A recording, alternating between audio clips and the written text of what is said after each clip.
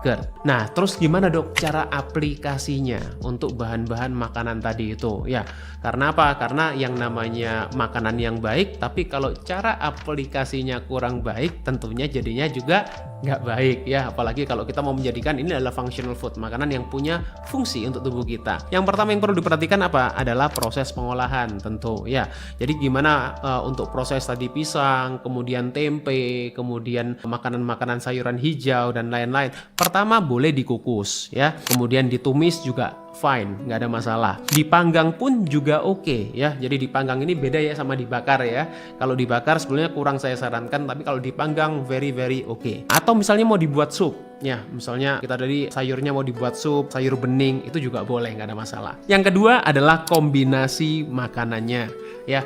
Perlu dikombinasikan tadi, meskipun makanan-makanan itu bukan cuma 5 tadi ya, itu contoh makanan yang sudah terbukti secara studi, tapi kalau kita mau kombinasikan makanan itu juga penting dengan lemak sehat ya. Meskipun lemak ini sampai sekarang seringkali dikatakan lemak ini harus dihindari untuk orang-orang yang punya masalah GERD karena ini bisa menyebabkan melambatkan pengosongan lambung, membuat kita katup LS relax, tapi itu adalah lemak-lemak yang tidak baik ya, gorengan, kemudian lemak-lemak yang sudah teroksidasi, omega 6 yang tinggi. Nah, tapi kalau kita menggunakan lemak yang sehat itu justru bisa membantu penyerapan nutrisi-nutrisi seperti beta karoten, fitonutrisi, ya, kemudian juga kalium dan lain-lain. Rempah alami terutama seperti jahe, kunyit, serai, ya, itu juga bisa kita manfaatkan ketika kita mengolah makanan-makanan yang tadi seperti tempe, sayur-sayuran dan lain-lain. Kreasikan ya menurut kita punya selera masing-masing ya, tergantung kita tinggalnya di mana, kita punya preference seperti apa.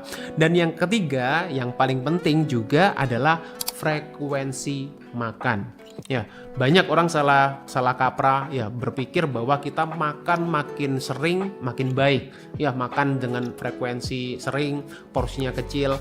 Meskipun dalam arti saya juga tidak menyarankan makan itu dengan langsung porsi yang sangat banyak, terutama untuk orang-orang yang punya kapabilitas yang terbatas. Makan kita boleh 3 kali sehari, kombinasikan dengan puasa, itu akan membantu kita punya lambung untuk istirahat. Ya, karena orang yang punya masalah GERD itu kita juga perlu istirahat lambungnya, perlu waktu asam lambung kita untuk membuat konsentrasi yang baik supaya bisa mencerna makanan yang kita makan. Kalau kita terlalu sering makan ya, asam lambung kita encer, kemudian asam lambung juga akan cenderung untuk naik kalau pH-nya kurang baik. Jadi bukan berarti kita perlu makan sebanyak-banyaknya ya, tapi kita perlu makan sampai kita kenyang ya, bukan kekenyangan, karena kalau kenyang dan kekenyangan itu 2 hal yang berbeda ya. Dan kita juga perlu kombinasikan dengan puasa supaya